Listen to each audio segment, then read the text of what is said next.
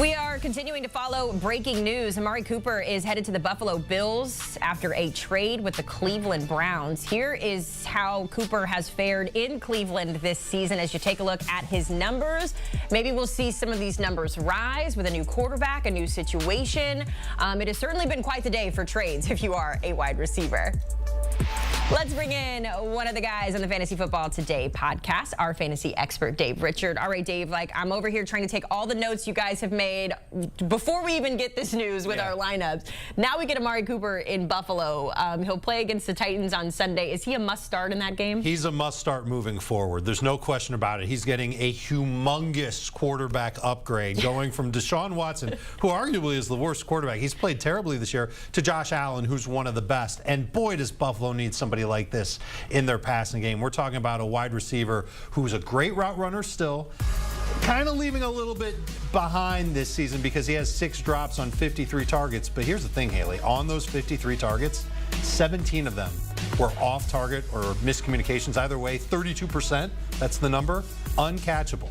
So it's really hard to be a good fantasy wide receiver when a third of the targets you're getting can't even be caught to help you put up numbers. That's going to change in Buffalo. And then just think about what Stephon Diggs did, what Gabe Davis should have done in Buffalo when they were the top target getters there. That's all in front of Amari Cooper. And he's still got a chance to play for another contract after this year. He's scheduled to be a free agent. This is going to be the #1 target getter in Buffalo. He's going to get 8+ targets a game. They're going to come from Josh Allen. He's going to have some great numbers. Awesome job by Buffalo to get Amari Cooper. And Amari Cooper, #2 fantasy wide receiver moving forward. Yeah, I know. It's just like you never want the best to get better, but that's what they did, and that's what Buffalo does, it seems like, every year. Them and the Chiefs, they always and now here they are. They're competing with the Jets. They're all trying to win the division. They've got a game up on the Jets. The Jets just made this move for Davante Adams. They gave up less to get Amari Cooper. They must figure that Cooper, Davante Adams, probably like the same type of wide receiver for them to make that type of a deal. Plus, Davante probably wanted to go to the Jets anyway. Sure. But that's semantics, and the Bills now have their #1 guy.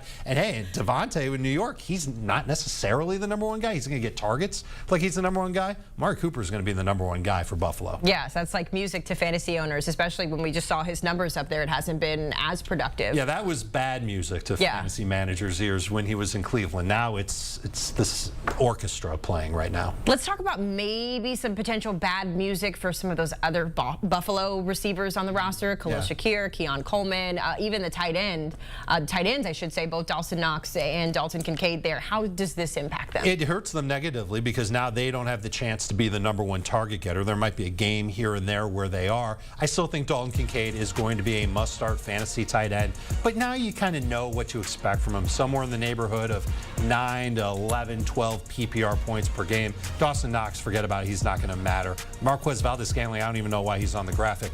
Khalil Shakir.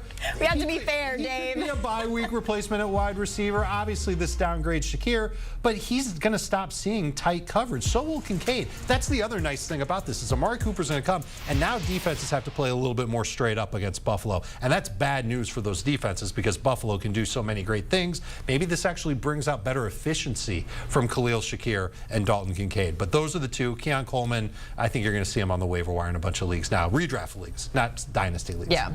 Oh, man, it changes so much. It changes on the other side as well. If we talk about Cleveland, you mentioned how poorly Deshaun Watson has played the quarterback position.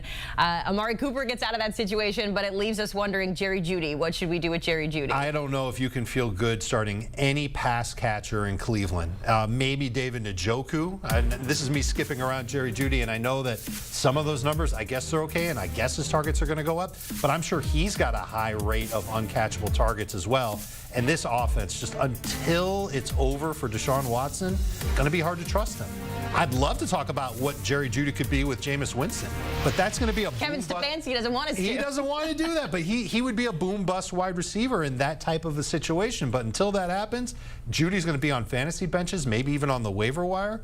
That's just how it's going to go in this passing game. I think as far as the passing game goes for the Browns, David Njoku is the only guy that you can start. He'll be a low-end #1 tight end. Everyone else hands off.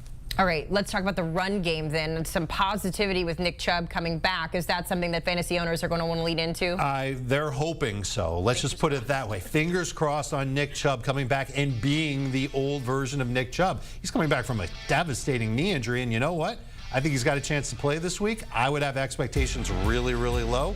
But if he can go out and look like the old Nick Chubb, you're looking at a guy who's going to be a number 2 fantasy running back. And the timing is actually good here because that offensive line is starting to get healthy in Cleveland. That makes the blocking easier. Nick Chubb can take advantage. Huge question mark about whether or not he can actually do it. Yeah. It's crazy to think about the trajectory he was on last season, and then the knee injury happened. So hopefully we'll see some positive things from him going forward. But it has been a crazy day of transactions in the NFL. How it all affects your fantasy squad, you got to listen to the Fantasy Football Today podcast. They are literally podcasting all the time to bring you the latest updates like we just talked about with Amari Cooper and Devontae Adams. Make sure you scan that QR code on your screen or listen wherever you get your podcasts.